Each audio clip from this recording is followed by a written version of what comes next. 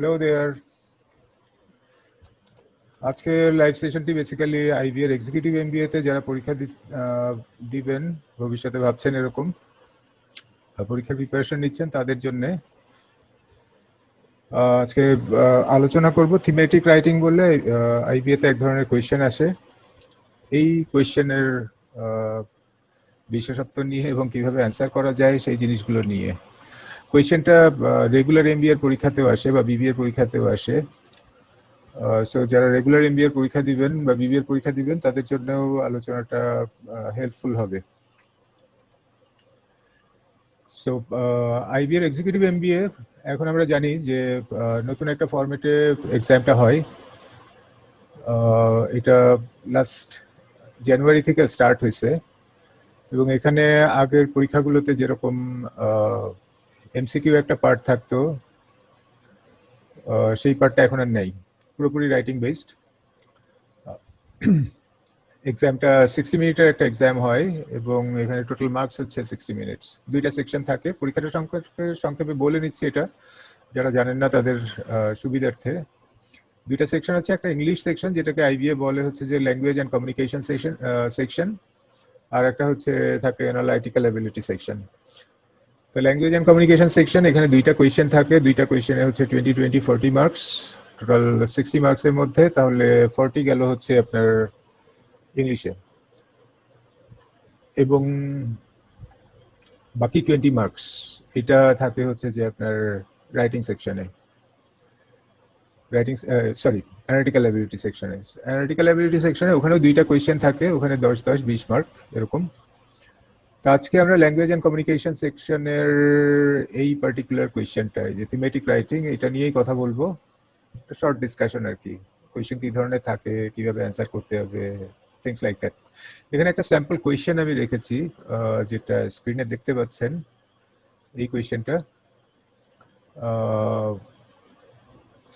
কোয়েশ্চেনটার টপিকটা আগে আমরা পড়ি write an essay title threat of climate change to global corporations and how businesses can safeguard their operations using the words from the list below.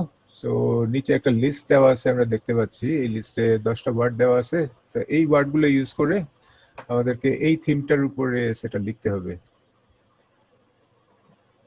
তারপরে বলা আছে please underline the words when used you may use a single word more than once you may use more than one word in a sentence so এখানে যেটা বলা আছে যে এই ওয়ার্ডগুলো যখন আমরা লেখার মধ্যে লিখবো ওয়ার্ডগুলোকে আন্ডারলাইন করতে হবে এটা অ্যাকচুয়ালি যারা খাতা দেখে তাদের সুবিধার জন্য জিনিসগুলি বলে দেয় আর কি কারণ আপনার অ্যাসেসমেন্ট যখন করবে অ্যাসেসমেন্টটা আসলে ডিপেন্ড করবে অনেকটাই যে আপনি এখান থেকে কতগুলো ওয়ার্ড আপনার লেখার মধ্যে ইউজ করতে পারছেন যদি আপনি 8টা ওয়ার্ড ইউজ করেন তাহলে যত মার্কস পাবেন হয়তো 10টা ওয়ার্ড ইউজ করলে মার্কসটা তার চেয়ে বেশি পাবেন অবভিয়াসলি এখানে আরো কিছু জিনিস ইম্পর্টেন্ট যে আপনার লেখার মধ্যে যে কোনো এসের কোয়েশ্চেনই তো অ্যাসেসমেন্টটা করা হয় কিভাবে আসলে যে আপনার ইংলিশের স্ট্যান্ডার্ডটা কেমন মানে কত ধরনের সেন্টেন্স স্ট্রাকচার আপনি ইউজ করতে পারেন সেন্টেন্স স্ট্রাকচারের উপরে আপনার দখলটা কেমন ভোকাবুলারির উপরে আপনার দখল কেমন ভোকাবুলারির উপরে দখল কেমন বলতে খুব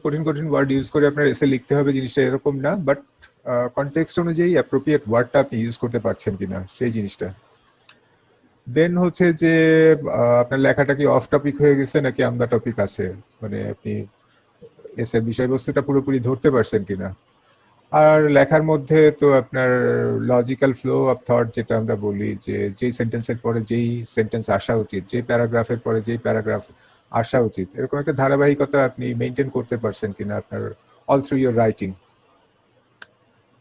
সো এখানে এই জিনিসগুলো তো অবশ্যই দেখবে আপনার এক্সামিনার যে সে লেখার মধ্যে খেয়াল রাখবেন এখানে আমি কয়েকদিন আগে একটা ভিডিও দেখছিলাম ইউটিউবে ওখানে এক্সিকিউটিভ এমবিএ এর কোয়েশ্চেন নিয়ে আলোচনা করতে যে একজন এরকম বলছে যে ডিরেকশনটা এখানে দিছে রাইট এ শর্ট প্যারাগ্রাফ তো short paragraph is not about IBA executive MBA এটা ভুল একটা জিনিস যে শর্ট প্যারাগ্রাফ আপনাকে লিখতে হবে এখানে দেখেন যে এই কোয়েশ্চেনটার নিচে উনি বলে দেওয়া আছে যে right your answer within the space provided below নিচে যে জায়গাটা দেওয়া আছে এই জায়গার মধ্যে আপনার অ্যান্সারটা লেখেন। হ্যাঁ, ট্রু যে এখানে আপনার কোনো ওয়ার্ড লিমিট দেওয়া নেই, বাট এখানে যে জায়গাটা দেওয়া থাকবে লাস্ট 3টা এক্সামে সেইটা হচ্ছে 2 পেজ জায়গা দেওয়া থাকবে। মানে আপনার এই কোয়েশ্চেনটা লিখতে এই পেজে যতটুকু জায়গা দেওয়া আছে এই পেজের বাকি জায়গা জুড়ে আপনাকে লিখতে হবে, এবং এর পরের পেজটা পুরোপুরি ফাঁকা থাকবে, ওই জায়গাটা জুড়ে আপনাকে লিখতে হবে। সো যে আসলে আলোচনাটা করছে তার আইবিএর এক্সিকিউটিভ এমবিএ সম্পর্কে বিন্দুমাত্র ধারণা থাকলে এরকম কথাটা বলতো না। আপনারা মাথায় রেখেন যে এখানে আপনার 2 পেজ লেখার জন্য প্রিপেয়ার থাকতে হবে, আপনার লেখাটা অত বড় হতে হবে। শর্ট প্যারাগ্রাফ আসলে রেগুলার এমবিএ পরীক্ষাতে লিখতে দেয়, এক্সিকিউটিভ এমবিএ পরীক্ষাতে শর্ট প্যারাগ্রাফ রাইটিং বলে কিছু নেই। এখানে ল্যাঙ্গুয়েজ অ্যান্ড কমিউনিকেশনে 2টা কোয়েশ্চেন থাকবে, 2টাতেই 20 মার্ক করে, এবং 2টা কোয়েশ্চেনে আপনার 2 পেজ করে জায়গা দেওয়া থাকবে। সো আপনি যখন প্রিপারেশন নিচ্ছেন আপনার মেন্টালি ওইভাবে প্রিপেয়ার থাকতে হবে যে 2 পেজ আমাকে 2 পেজ 4 পেজ ইংলিশ সেকশনে 40 মার্কস অ্যান্সার করার জন্য লিখে আসতে হবে। ওকে, এখন আমরা দেখি যে কোয়েশ্চেনটা কিভাবে অ্যান্সার করা যায়। ফার্স্টে হচ্ছে যে টাইটেলটা খুব ভালো করে পড়বেন, পড়ে আপনার এসের টপিক থেকে যাতে আপনি ডেভিয়েটেড হয়ে না যান, ডাইগ্রেসড হয়ে না যান, সেটা খেয়াল রাখবেন, লেখাটা যেন অফ টপিকে না যায়। এখানে বলছে threat of climate change to global corporations. Climate চেঞ্জের থ্রেটটা কি গ্লোবাল কর্পোরেশনের উপরে, and how businesses can safeguard their operations. তো আপনি এসের যখন নর্মাল এসের মতোই এসেরও একটা ইন্ট্রোডাকশন লিখতে হবে। ইন্ট্রোডাকশনে যে কাজটা করতে হয় যে কোনো এসের, যে আপনার এসের টপিক যেটা আছে, এখানে যেমন এইটা হচ্ছে আপনার টপিক, তো এই টপিকটাকে আপনার নিজের ভাষায় লিখতে হবে। আমরা একটু ভালো ল্যাঙ্গুয়েজে বলতে গেলে এটাকে বলবো যে এটাকে প্যারাফ্রেজ করে আপনার লিখতে হবে আর কি। তো প্যারাফ্রেজিং জিনিসটা আসলে কি, জিনিসটা হচ্ছে যে এখানে টপিকের মধ্যে যে ওয়ার্ডগুলো আছে আপনি হুবহু কপি করার চেষ্টা করবেন, কপি করবেন না। তাতে করে এক্সামিনার একটা খারাপ ইমপ্রেশন পাই যে এটা আপনার ভোকাবুলারির উপরে আসলে দখল অতটা ভালো না। সো সম্ভাব্য যে এই সব ক্ষেত্রে মানে সিনোনিম আপনার জানা আছে বা সিনোনিম ইউজ করা পসিবল, সেগুলি জায়গায় সিনোনিম ইউজ করবেন। লাইক এই টপিকটা যেটা আছে threat of climate change, climate change থ্রেটের আমরা অনেক রকম সিনোনিম জানি। থ্রেট মানে রিস্ক হতে পারে, হ্যাজার্ড হইতে পারে, ডেঞ্জার হইতে পারে। তো danger of climate change, climate change এটা আবার অ্যাকচুয়ালি চেঞ্জের অনেক সিনোনিম আমরা জানি, যেমন চেঞ্জের সিনোনিম হইতে পারে alter, modify, but climate alter, climate modify, alter, modify এই ওয়ার্ডগুলো আবার ক্লাইমেটের সাথে কোলোকেট করে না আর কি। সো ক্লাইমেট চেঞ্জ এইভাবেই রাখেন। প্যারাফ্রেজিং মানে এই না যে আপনার সবগুলো ওয়ার্ডকেই চেঞ্জ করে লিখতে হবে, সিনোনিম ইউজ করে লিখতে হবে। এটা এমনও হইতে পারে যে আপনি কোনো একটা ওয়ার্ড ওইভাবেই রাখছেন কিন্তু ওয়ার্ডের অর্ডারটা কোয়েশ্চেনে যেভাবে আছে ওই অর্ডারে রেখেন, অর্ডারটা একটু চেঞ্জ করে দেন। কিংবা ডেরিভেটিভ ইউজ করেন। ডেরিভেটিভ বলতে এখানে একটা ওয়ার্ড হয়তো নাউন ফর্মে আছে, আপনি সেটা অ্যাডজেক্টিভ বা অ্যাডভার্ব ফর্মে, অ্যাডজেক্টিভ বা অন্য একটা ফর্মে, ভার্ব ফর্মে ইউজ করেন, নাউন ফর্মটা ইউজ করেন না। সো এখানে আর কি আছে যে ইয়ে করার মতো, এটাকে যদি আমরা চেঞ্জ করে লিখতে চাই যেভাবে বলতেছিলাম আর কি, আমরা লেখা শুরু করতে পারি এইভাবে যে চেঞ্জ ইন ক্লাইমেটিক প্যাটার্ন। এটা ক্লাইমেট চেঞ্জটাকে একটু ঘুরায় লিখলাম। এখানে বলছে থ্রেটটাকে আমরা থ্রেট না লিখে ডেঞ্জার লিখতে পারি। তো change in climatic pattern poses serious danger on corporations. Global corporation আছে, এটাকে আমরা ওই যে প্যারাফ্রেজ করার ক্ষেত্রে বলতেছিলাম যে ওয়ার্ডগুলো একটু অর্ডারটা চেঞ্জ করে দেওয়া, ডেরিভেটিভ ইউজ করা, আমরা একটু ঘুরে অর্ডারটা চেঞ্জ করে লিখতে পারি। এটাকে লিখতে পারি এইভাবে যে গ্লোবাল কর্পোরেশন না লিখে corporations that operate globally. Global corporation আমি চেঞ্জ করলাম না, গ্লোবাল বলতে এখানে আমরা গ্লোবালের সিনোনিম ইউজ করার দরকার নেই, যদি এইভাবে লিখে ওইটাই যথেষ্ট, corporations that operate globally. So লেখাটা কি আসে, change in climatic pattern poses serious danger on corporations that operate globally. তো এই পার্টটা লিখলাম, পরে আবার এইটুকুকে ভেঙে আর একটা সেন্টেন্স লিখতে পারি যে how businesses can safeguard their operations. এইভাবে টপিক সেন্টেন্স যেটা আছে এখানে, এসের টপিক যেটা আছে সেটাকে ভেঙে আমরা প্রথমে টপিকটাকে নিজের ভাষায় এক্সপ্লেন করে একটা সেন্টেন্স লিখতে পারি। ইন্ট্রোডাকশনে আপনার সেকেন্ড কাজটা যেটা হবে যে আপনার এসেতে আপনি কি লিখতে যাচ্ছেন সেটার একটা ওভারভিউ দেওয়া। তো এখানে সেন্টেন্সগুলো সাধারণত এরকম হয়, in this essay I'm going to discuss, বা this essay will focus firstly on the impact of climatic change on global corporation, and then on the measures businesses can take for a smooth operation of their concerns, এই ধরনের।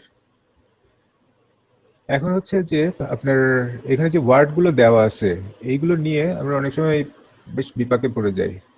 লেখা শুরু করেই ওয়ার্ডগুলো কত তাড়াতাড়ি use করব এরকম একটা চিন্তার মধ্যে থাকি।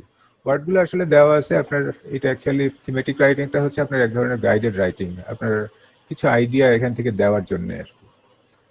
আপনি প্রথমে যেটা করবেন, ওয়ার্ডগুলোকে একটু মার্ক করে নেবেন। দেখেন যে হিট ওয়েভ, ফ্লাড, এটা আসলে কি ক্লাইমেট চেঞ্জের কারণে যেই জিনিসগুলো এখন হচ্ছে আর কি, বেশি বেশি হচ্ছে, ফ্লাড বেশি হচ্ছে, হিট ওয়েভ হচ্ছে। তো এইগুলো নিয়ে ক্লাইমেট চেঞ্জের টাইপ কি, এটা নিয়ে কি কি হচ্ছে এগুলো নিয়ে লিখতে পারেন, এটার ইম্প্যাক্টটা কি, এটা এইগুলো যখন লিখবেন বিজনেসের অপারেশনের উপরে এই জিনিসগুলোর ইম্প্যাক্টটা কি সেটা নিয়ে লিখবেন।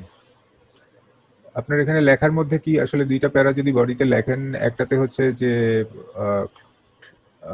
ক্লাইমেট চেঞ্জের আসলে ফর্মগুলো কি কি এবং সেটার বিজনেসের উপরে সেটার ইম্প্যাক্টটা কি সেটাকে রিলেট করে একটা প্যারা লিখতে পারেন। আর একটা প্যারা লিখতে পারেন হচ্ছে এই যে আপনার রিকমেন্ডেশন। আপনার ওই ওভারভিউতে হয়তো বলে দিবেন দিস এসে will focus firstly on blah blah blah, secondly it will suggest some recommend some measures following which businesses can safeguard their operations. এখানে কোন প্যারাতে কোন ওয়ার্ডটা ইউজ করতে পারবেন ওইটা কিন্তু আপনি প্রথমেই ইয়ে করে রাখতে পারেন, যে সাপোজ এটা 1 নাম্বার প্যারাতে ইউজ করবেন, বডির 1 নাম্বার প্যারাতে, এখানে এটা বডির 1 নাম্বার প্যারাতে ইউজ করবেন। দেন এটা আসলে বিজনেসের উপরে কি ধরনের ইম্প্যাক্ট ফেলবে, এটা তাদের সাপ্লাই চেইনের উপরে কি ধরনের ইম্প্যাক্ট ফেলতে পারে, ইম্প্যাক্টের ডিগ্রিটা কি সেটা ফার্স্ট প্যারাতে ইউজ করার জন্য লিখতে পারেন, মার্ক করে রাখতে পারেন প্রথমে। ওইভাবে একইভাবে সেকেন্ড প্যারাতে কোন ওয়ার্ডগুলো ইউজ করবেন সেগুলি পাশে এরকম টু লিখে রাখতে পারেন। এরপরে এসে লেখা যখন শুরু করবেন, বি কেয়ারফুল যে ওয়ার্ডগুলো যেখানেই ইউজ করেন আপনার ওয়ার্ডগুলো আন্ডারলাইন করতে ভুলবেন না। আপনি যদি কোনো ওয়ার্ড আন্ডারলাইন করতে ভুলে যান তাহলে আপনার এক্সামিনার ভাববে যে আপনি সবগুলো ওয়ার্ড ইউজ করেন নাই, কেননা সেই আন্ডারলাইন করা ওয়ার্ডগুলো দেখবে, ওইগুলি ধরেই গুনবে যে আপনি কয়টা ওয়ার্ড আন্ডারলাইন করছেন, তার মানে কয়টা ওয়ার্ড ইউজ করছেন। এখানে ডিরেকশনের মধ্যে একটা জিনিস বলা ছিল, you may use a single word more than once. তো একটা ওয়ার্ড একবারে বেশি আপনি ইউজ করতে পারবেন, দ্যাট ইজ পারমিসেবল। বাট আপনি একটা ওয়ার্ড যদি দুইবার ইউজ করেন আপনার লেখার মধ্যে, দুই জায়গায় ওটা আন্ডারলাইন করেন না।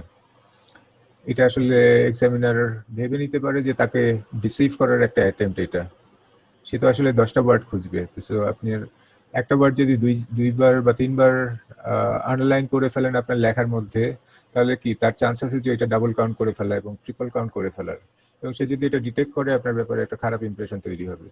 So never do that.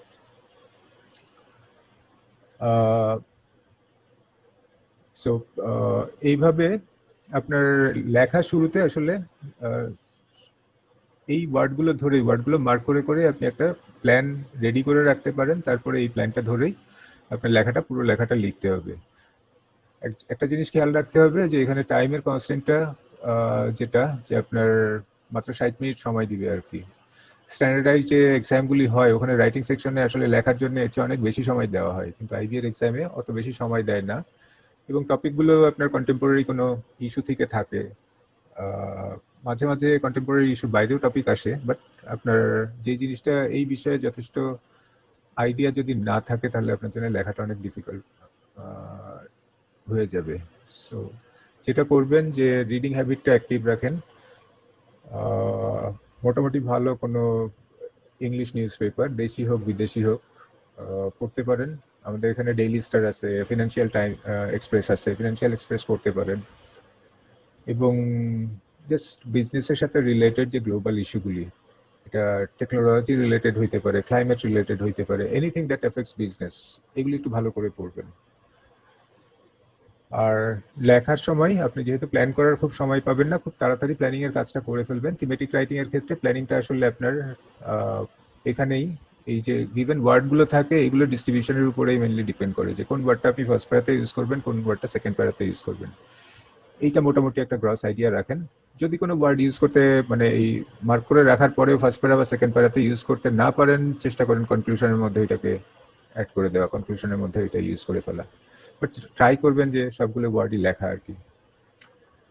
So যারা পরীক্ষা দিচ্ছেন এবং এই লাইভটা যদি দেখেন, এখন দেখেন বা পরে দেখেন, আপনাদের ফার্দার কোনো কোয়েশ্চেন থাকলে কমেন্টে লিখতে পারেন, বা এই লেখাটা একটা স্যাম্পল লেখা লিখে প্রেপ মাস্টারের পেজে ইনবক্স করতে পারেন। আমি একটা ইভ্যালুয়েশন দিয়ে দিব যে আপনাদের আসলে লেখাটা মানে how ready you are for the real exam. আপনার রিয়েল এক্সামের জন্য আপনি কতটা প্রিপেয়ার্ড, যদি ওখানে আপনার কোনো আরো কোনো মেজার নেওয়ার থাকে, প্রিপারেশনটা কোন দিকে আগাইলে ভালো হয়, কোন দিকটাতে অ্যাটেনশন আপনার দিলে পারে ভালো হবে, আপনার কি আইডিয়া জেনারেশনে প্রবলেম হচ্ছে নাকি গ্রামাটিক্যাল মিস্টেক হচ্ছে, ল্যাঙ্গুয়েজকে আরো ইমপ্রুভ করা দরকার কিনা, এই জাতীয় রিকমেন্ডেশন ফ্রি অফ কস্ট পাবেন। সো আজকে এখানেই শেষ করব। এক্সিকিউটিভ এমবিএ নিয়ে যারা ইন্টারেস্টেড আমাদের পেজের সাথে কানেক্টেড থাকেন। এরপরে এই এক্সামে অন্য যে ধরনের কোয়েশ্চেন আসে সেগুলো নিয়েও অন্য আসার ইচ্ছা আছে, লাইভে আবার ডিসকাশন করার ইচ্ছা আছে। So till then, bye, good night, have a nice preparation time.